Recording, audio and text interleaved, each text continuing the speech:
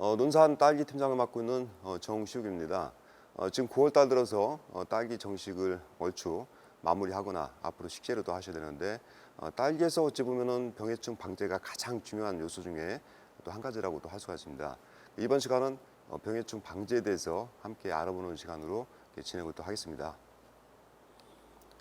주요 병해충에는 크게 병 중에서 가장 중요한 것은 탄저병과 시드름병에 대해서 방제를 제대로 해야 되겠고, 해충 중에서는 큰 문제가 되고 있는 것이 응애나 작은 불파리 또 선충류에 대해서 철저한 또 방제와 예방이 또 돼야지만이 성공적인 딸기 농사를 지을 수가 있습니다.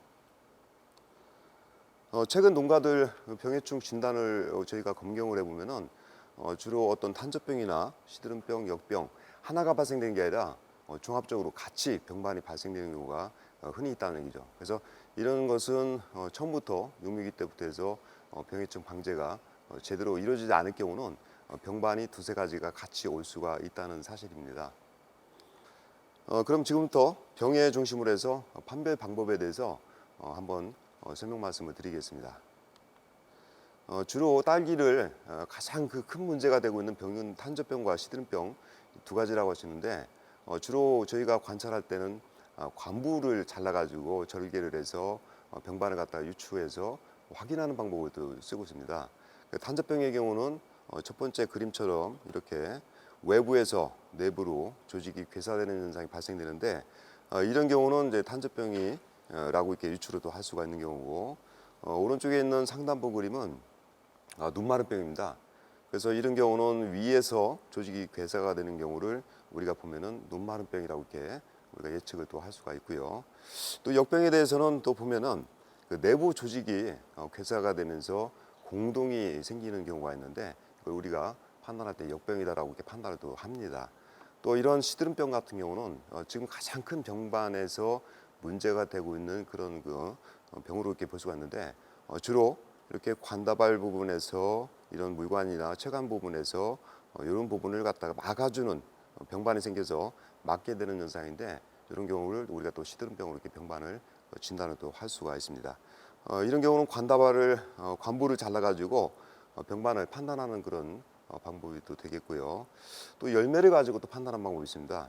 열매에서 이렇게 열매 자체에서 잿빛 그런 어떤 포자가 이제 밀생을 하게 되는데, 이런 경우는 잿빛 곰팡이다라고 진단을 또 할 수가 있고, 두 번째는 마치 밀가루를 뿌려놓은 것처럼 이렇게 과실에 생기는 경우가 있는데, 이런 경우는 흰가루병이다 이렇게 진단할 수가 있고, 역병 같은 경우는 바깥쪽에서 이렇게 더덩이처럼 생기는 경우가 있는데, 이런 경우는 또 역병, 일부 또 고온성 역병이 발생을 또 하기도 합니다. 주로 3월 달이라든지 고온기 때 발생을 또 하고 있고요.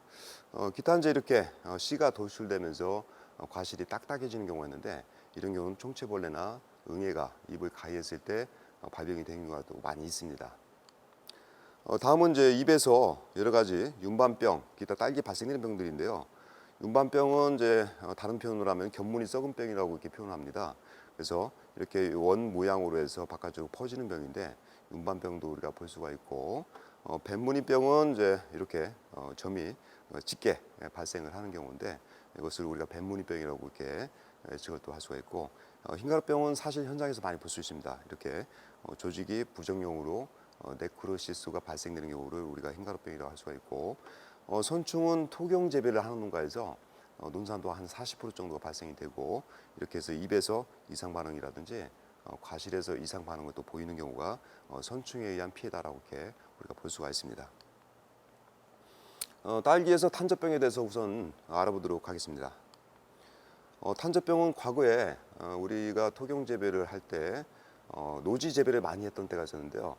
그럴 때는 탄저병이 가장 딸기에서 큰 문제가 됐던 그런 병이라고 또 할 수가 있고, 이런 탄저병 때문에 딸기 농사에서 많이 폐농을 했던 분들이 많이 있습니다. 지금은 비가림 하우스를 설치하면서 재배를 하다 보니까 탄저병의 발생률이 상당히 감소를 또 했습니다. 그래서 탄저병이 발생을 하게 되면은 이렇게 입집에서도 움푹 꺼지면서 검은 흑반 정도의 어떤 병반이 또 보이기도 하고, 입에도 또 발생을 또 합니다. 이렇게 해서 이렇게 초기 증상이 발생됐을 때 또는 예방적인 차원에서 약제 방제를 갖다가 제대로 해주셔야 되는데, 이게 늦어지게 되면은 탄저병이 발병되고 나면은 방지하기가 상당히 어렵다라고 이렇게 보시면 될 것 같습니다. 이건 넌노를 절단을 했을 때에 넌노 부분에서 육류기 때에 넌노를 절단했던 부분에서 탄저병이 타고선 이 관부 쪽으로 이렇게 해서 침투를 하는 어떤 포자를 볼 수가 있는데 이 관부가 정식할 때도 멀쩡하게 좀 더 우리가 딸기의 어떤 본색인 그 녹색을 띠고 있어야 되지만이 이제 병반에 감염되지 않을 확률이 높다는 얘기죠. 그렇게 볼 수가 있고요. 그다음에 실제로 좀 더 확대해 보면은 줄기가 붉게 변하면서 이렇게 검정색으로 변하면서 이 부분에서 움푹 꺼지는 현상이 또 있습니다. 이걸 가지고 탄저병이라고 이렇게 우리가 유추할 수가 있고 앞서 설명드린 대로 이 관부의 외부에서 안쪽으로 먹어 들어간 병반이 생겼을 때에 이거를 저희가 병원군을 분리하게 되면은 탄저병일 가능성이 매우 높다 이렇게 볼 수가 또 있겠죠.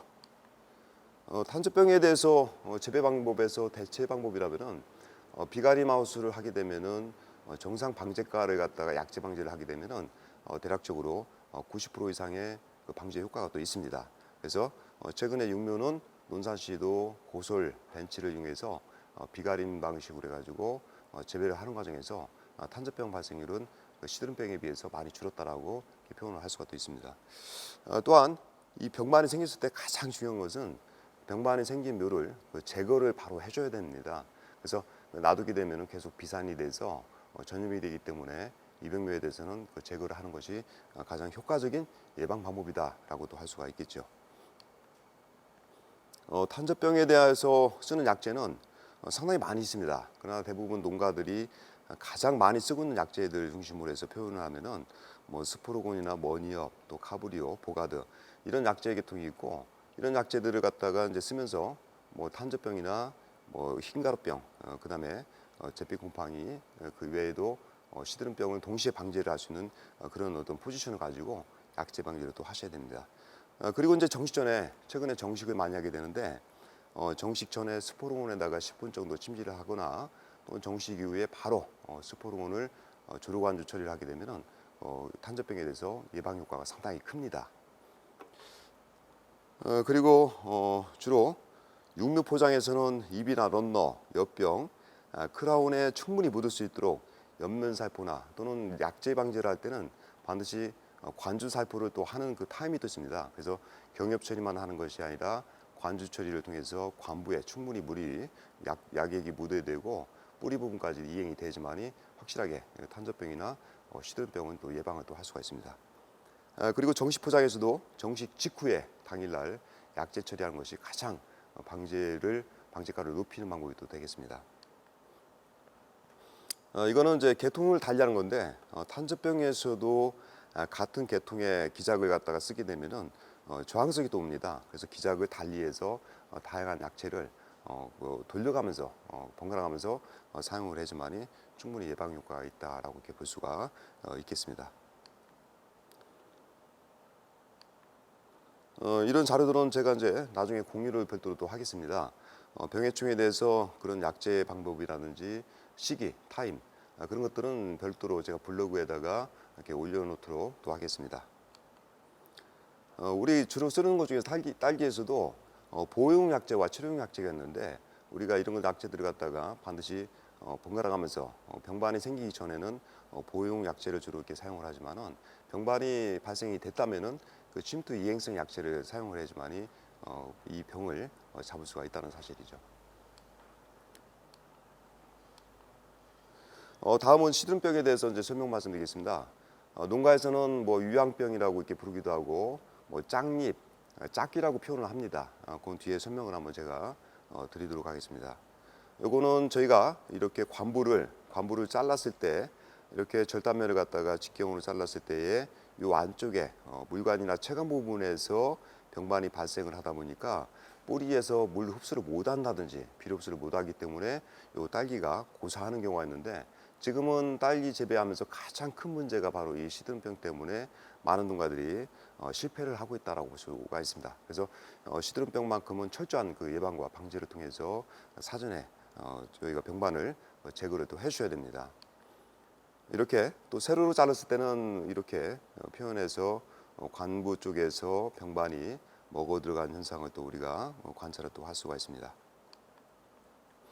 그러니까 왜 짝잎이라고 부르냐면은 시든병의 다른 농가들 표현은 짱잎이라고 하는데 요 소매 이 산매가 모여서 딸기에서는 잎 한 작이다 이렇게 표현하는데 이 산매가 나오면서 잎의 크기가 달라집니다. 그래서 어떤 것은 큰 잎에 비해서 작아지는 소잎 자체가 한두 개씩 생기는데 그래서 잎이 서로 간의 크기가 다르다고 해서 짱잎이라고 표현을 합니다. 그래서 이것이 생겼을 때는 시드름병이 발생할 수 있는 그 가능성, 진단할 수 있는 그 확률이 보통 80% 정도는 시드름병이다라고 이렇게 진단을 또 할 수가 있습니다. 그래서 요거는 전형적으로 시드름병이 진전이 돼서 시들기 직전에 보면은 이렇게 이런 관부를 세로로 절단했을 때에 이런 물관과 체관 부분의 원형으로 해서 이렇게 네크로시스가 발현되는 경우가 또 있습니다. 이렇게 해서 시드름병을 갖다가 확인할 수 있는데 이런 것들에 대해서 병반을 진단하는 형상을 또 볼 수가 있습니다. 실제로 시드름병은 육묘기 때에 많이 전염이 또 됩니다. 그래서 육묘기 때에 발병이 되는 것이 5월달이나 6월달에 발병이 됐다가 7, 8월달에 잠깐은 주춤합니다. 비료를 주지 않고 재배를 하면 포트 상태에서 그대로 서 있지만은 정식을 하고 나서 그 이후에 10월 말 정도에 클라이막스 가장 병발이 발현이 돼서 그때 우리가 인지할 수 있는 그 타임이 보통 10월 말 정도에 온다라고 이렇게 할 수가 있는데 그래서 시드름병만큼은 육묘기 때부터 철저한 그 예방과 방제를 하지 않으면은 정식 이후에도 상당히 어려운 그 수반되는 그런 병이라고도 할 수가 있습니다. 그래서 육묘기 때의 시드름병반이 보통 1번 잠유까지 넘어오는데 55일 정도에서 60일 정도가 걸리는데요. 최근에 고설 재배를 육묘를 하다 보니까 좀 더 빨라지는 경우도 있습니다. 그래서 이런 육묘기의 어미묘에서 잠유로 넘어오게 되면은 이런 잠유는 전체가 또 감염이 되겠죠. 정식 포장 가서도 또 그런 것들이 시드름병반이 그 매개가 돼서 발현이 되는 것이 육묘기 때부터 시작이 되는 경우가 많이 있다라고 이렇게 볼 수가 있습니다. 이건 이제 시드름병반에 대해서 균을 분리했을 때 이렇게 나올 수가 있는 거겠죠. 시드름병 특징은 앞서 설명한 대로 삼소엽 중에서 1엽이 또는 2개 정도가 잎이 작아지는 경우가 또 있기 때문에 그렇게 짱잎이다 표현을 하고 또 요거는 발생이 많은 지역은 비료를 과다하게 줬을 때 질소 비료가 과다할 때 발병도가 좀 높고 온도가 보통 일반적으로 28도 가까이 높을 때 시드름병 발병이 급진전되는 경우가 좀 많이 있습니다. 그래서 온도 딸기의 뿌리의 저온은 보통 18도에서 21도를 보는데 온도를 최대한 낮추면서 관리를 하는 것 자체가 또 병만을 갖다가 좀 더 발생률을 낮추는 방법이 또 되겠습니다. 또한 이제 육묘장에서는 연작을 또 피하는 게 낫습니다. 근데 최근에는 포트 재배를 하다 보니까 포트라든지 상토 반드시 소독을 하셔야 됩니다. 그 상토를 재배 상토를 소독을 하지 않게 되면은 일반적으로 10년 동안 이런 시드름병 포자가 그 안에서도 생존을 또 하기 때문에 정식을 하는 육묘기 때나 지금 9월 달에 본포에 정식할 때는 그 상토를 반드시 소독을 해 주셔야지만이 병반을 갖다가 차단할 수가 또 있습니다. 또한 이런 병반은 지금 이제 많이 쓰고 있는 약제가 농가가 대부분 가장 선호하는 약제가 지금 스포로곤하고 미리본을 주로 씁니다. 이런 약제들은 병반에 대해서 탄저병이라든지 다른 눈마른병, 겸용해서 같이 방제가 되기 때문에 농가 현장에서는 가장 많이 사용하고 있는 그 약제가 되겠고 육묘기 때부터 해서 철저한 방제가 또 필요합니다. 그래서 경협 처리만 해서는 방제가 되지 않고 조류 관절을 통해서 관부 밑에 직하의 뿌리까지의 약액이 처리가 돼야지만이 방제를 또 할 수가 있기 때문에 조류관주 약제 방법을 반드시 육묘기 때도 적용하셔야 되고 정식 후에도 꽃대가 출현하기 전까지 적어도 2-3번 정도의 조류관주가 반드시 필요한 방법이다라고 합니다. 그리고 또 고설 재배에서는 상토 소독을 메탐소듐이라든지 소울킹이라든지 또는 담수 태양열 소독을 통해 가지고 한 번 정도는 그 소독을 해주셔야지만이 시드름병에 대해서 완전 그 상토에 존재했던 시드름병 포자를 제거를 하고 그 다음에 정식을 하셔야지만이 안전하겠다 이렇게 말씀을 드릴 수가 있습니다. 다음은 제피곰팡이에 대해서 설명 말씀을 드리겠습니다. 제피곰팡이는 지금 보통 우리가 정식을 하고 나서 12월 달이나 1월 달에 발병을 많이 하게 되는데 온도가 하우스 내부 온도가 떨어지고 또한 습도가 높을 때에 병만 발생이 많아지는 경우가 또 있습니다.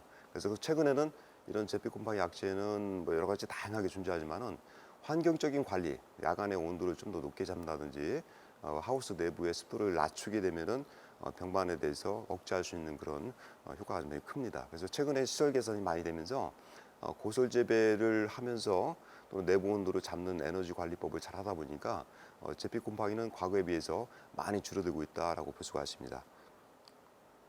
지금 보면은 이제 제피 곰팡이가 발생될 때는 이렇게 처음에 잎 뒷목에서 주로 발생을 합니다. 겨울철에 온도 관리가 영상 4도 미만으로 떨어지게 되면은 이 목부터 제피 곰팡이가 이제 발현이 돼서 이렇게 병반이 이제 전이가 되는 형태가 되겠죠. 심한 경우는 나중에는 이제 과실에 잿빛이 부착이 돼서 그 과실을 제거를 또 해야 되는데 겨울철에 야간 온도를 최소 8도 이상 잡는 경우가 왜 필요하냐면은 이런 잿빛 곰팡이를 방지를 하면서 수확량을 늘리면서 과의 크기를 갖다 좀 더 크게 하는 방법도 되겠습니다. 그래서 잿빛 곰팡이는 겨울철에 온도 관리와 습도 관리를 낮게 온도는 높게 습도는 낮게 관리하시면은 많이 예방을 또 할 수가 있습니다. 잿빛 곰팡이 약제도 마찬가지로 뭐 지금 기존의 탄저병이나 시든병을 방지해주는 그런 약제가 또 포함되어 있고 또 S1이라든지 사파이어 또 칸토스 기타 이제 이런 다양한 약제가 있습니다. 그래서 다만 이때 시기 때는 12월과 1월 달에는 꽃이 개화가 된 상태고 또 벌이 또 들어가 있습니다. 벌이 수정 작업을 하기 때문에 그래서 이런 살균제를 칠 때는 반드시 확인할 것이 그 화분 발화 억제 효과가 있는 그 약제가 또 있습니다. 그런 약제들에 대해서 반드시 확인하시고 이렇게 약제를 살포하셔야지만이 나중에 수정 불량을 또 피할 수가 있습니다. 심한 경우는 어떤 약제는 살포하고 나서 90% 이상의 꽃에서 수정 불량을 일으키기 때문에 수확을 못하는 경우도 또 있습니다. 그래서 반드시 그런 것은 확인하셔서 살포를 하셔야 되고 뭐 다양하게 또 생물학적 방제도 이렇게 또 존재를 합니다. 잿빛 곰팡이는 뭐 최근에 다양한 에너지 관리를 통해서 야간 온도 6도라고 했는데 가급적 8도까지도 높여주는 게 좋겠고 이런 뭐 간이대포라든지 또는 이런 것들은 이제 조금 더 사용할 때 여러 가지 완전 연소가 되게끔 항상 장비를 정비를 또 하셔야 되는데 그렇게 해서 관리를 잘 하시게 되면은 많이 피할 수 있다라고 볼 수가 있습니다. 이렇게 내부 환기 팬도 설치를 해가지고 다양하게 관리를 해서 내부의 온습도를 그 관리를 해야 되고 겨울에는 하우스 내부의 온도가 이제 상당히 습도가 높아지고 온도가 떨어지는데 그렇다고 해서 측창을 열 수가 없습니다. 그래서 하우스 내부는 내려놓고 나서 내부에 있는 습기를 이렇게 외부 배출팬을 통해서 습기를 제거를 하는 방법, 에너지를 또 떼면서 난방을 하면서 내부에 있는 습도를 갖다 낮춰주는 그런 방법을 써서 잿빛 곰팡이의 발현도를 낮추는 것이 굉장히 필요하다라고 볼 수가 있습니다. 다음은 흰가루병입니다. 사실은 서양 품종에서는 흰가루병에 대해서는 상당히 면역력이 좀 강했습니다. 그동안 크게 문제가 안 됐었는데 최근 논산을 위시해서 또 신품종이 개발이 많이 됐습니다. 그래서 킹스베리나 금실 그런 품종에서는 흰가루병 발생도가 서양과는 달리 매우 많이 발생을 하고 있다는 얘기겠죠. 그래서 흰가루병도 역시나 육류기 때부터 철저한 방제를 하지 않으면은 그것이 정식 이후에 방제가 매우 어렵다라는 사실입니다. 흰가루병은 주로 입에서 발생을 해서 이렇게 입에도 발생하고 줄기에도 또 발생을 하게 되면은 킹스베리나 금실에서는 줄기 꽃대가 나올 때에 꽃대를 꺾지 않으면 안 된다. 그래서 꽃대를 갖다가 화방이라고 부르는데 꽃대를 꺾게 되면 그 해는 일화방을 놓쳤을 때는 피해가 막심합니다. 그래서 육류기 때 정식 이후에 꽃대가 출현하기 전에 화방이 출현하기 전에 철저한 방제가 또 있어야겠다. 그렇게 볼 수가 있죠. 그래서 열매 과실에는 이렇게 마치 밀가루를 뿌리는 것처럼 보이기도 하고 이렇게 흰가루병이 발생돼서 그 이후에 조직이 네크로시스가 발생됐던 어떤 현상까지 볼 수가 있고 입에서는 이렇게 요철 현상처럼 발생을 합니다. 뒤에 치료가 되거나 또 공기 때는 사실은 외관상 표현이 안 됩니다. 외관상은 흰가루병이 이제 내부 옆 조직 안에 이렇게 존재를 하기 때문에 공기 때의 표면상에는 표현이 안 되는데 그 위에 정식을 하고 나서 10월 달에 그 흰가루병이 많이 발생하는 경우도 있으니까 육류기 때 철저한 방제를 킹스베리, 금실, 신품 중에서는 해주셔야지만이 방제가를 높일 수가 있습니다. 약재는 뭐 다양하게 뭐 최근에 뭐 칸투스라든지 뭐 여러 가지 카디스, 크린캡 여러 가지 약재가 있는데 이것도 계통을 달리하는 약재를 사용하시는 게 좋고 비교적 최근에 이제 실험을 한 그 내용에 보면은 미레비시라는 약재가 조금 더 효과가 있는데 흰가루병은 대체적으로 저항성이 빨리 옵니다. 약재가 개발돼서 약을 살포하는 도중에 6개월, 1년 정도가 지나면은 거기에 대한 저항성이 온다라고 합니다. 그래서 그런 것 때문에 약재 계통을 같은 약을 계속 사용할 경우는 흰가루병은 막지를 못한다라고 보시면 됩니다. 그래서 약재의 그 계통을 또는 기작을 달리해서 반드시 예방적인 차원에서 방제를 시작하셔야지만이 막을 수가 있다는 사실이 되겠습니다. 그리고 최근에 유황 혼준기를 남부지방에서 많이 쓰는데 우리 논산에서는 그 시설 내부에 비닐이 약간은 유황 혼준을 하게 되면은 비닐이 쉽게 손상이 되기 때문에 혼중 방법을 많이 쓰지 않고 일반 그 약재 방법을 앞서 설명드린 그런 방법을 갖다가 주로 이렇게 사용을 하고 있다라고 보시면 되겠습니다. 그래서 이런 친환경 방법은 수용성 규수라든지 다양한 난황류를 활용해서 또 예방을 하고 있다라고 보시면 되고 이런 난황류 같은 경우도 개화기 때는 좀 위험합니다. 그래서 개화기 때 살포하게 되면은 수정 불량을 또 일으키기 때문에 전에 육류기 때하고 정식 후에 한 달 정도 꽃대가 출현하기 전까지 철저한 방제가 또 돼야지만이 예방을 할 수 있다라고 볼 수가 있습니다. 다음은 꽃곰팡이에 대해서 설명 말씀드리겠습니다. 꽃곰팡이는 최근에 설황 재배를 할 때 7, 8년 전에 대규모 발생이 됐습니다. 이 계통이 설황에서 흰가루병 약재를 살포해야지만이 요 지금 꽃곰팡이를 억제를 하는데 흰가루병 발병도가 낮다 보니까 그 분야에 쓰는 약재를 사용을 중단하면서 발병도가 높았던 거고 요것이 상당히 어떤 피해를 많이 가져왔던 건데 주로 발생 패턴을 보면은 이다방에서 7, 8번과를 갖다 수확할 때 생긴다든지 엄밀히 말하면 2월 말서부터 해가지고 3월 달에 발병도가 높은 그런 그 꽃곰팡이병이 되겠습니다. 화면상 보시면은 이렇게 50배로 확대를 하면은 약간은 분홍빛이 도는 이런 포자들이 이렇게 곰팡이 포자가 이렇게 형상이 되는 경우가 있고 주로 육안상 보면은 그렇게 화방에서 여러 가지 과실이 달리는데 그 중에 두세 개 정도가 말라서 이렇게 미라 형태로 해서 그 표징으로 이렇게 볼 수가 또 있습니다. 이런 것이 생긴다면은 철저하게 그 사전에 또 예방을 또 하셔야 되는데 예방이 소홀할 경우는 이런 어떤 꽃곰팡이병 때문에 많은 문제가 또 되기도 합니다. 네, 주로 최근에 실험 방제과에서는 스포로곤이 가장 약재 방제는 좋은데 요 시기 때가 개화가 될 때의 스포로를 꽃이 핀 상태에서 치게 되면은 수종 불량이 많이 옵니다. 그래서 개화가 되기 전에 그 전에 이제 예방적인 차원에서 살포를 더 해주셔야 되고 머큐리라든지 이런 것들은 혼용하지 마시고 단용제로 이렇게 쓰시는 것이 좀 더 안전하고 그렇습니다. 바이오그린이라든지 여러 가지가 있는데 요거는 발생이 되고 나서는 치료하기가 매우 어렵다는 사실. 그래서 요것도 역시 보통 이하방이 개화되기 전에 이하방 과실이 크고 있을 때 또 이하방이 또 올라옵니다. 그래서 꽃이 개화가 되기 전에 그 사이에 약재 방제를 또 철저히 해줌으로써 꽃곰팡이를 예방할 수 있는 그런 타이밍도 되겠다라고 합니다. 그래서 특히나 이런 약재를 쓰실 때는 앞서 설명드린 대로 꽃에 대해서 수정 불량에 대해서 확인하시고 꼭 약재를 갖다가 사용하셔야 된다라고 설명 말씀을 드릴 수가 있습니다.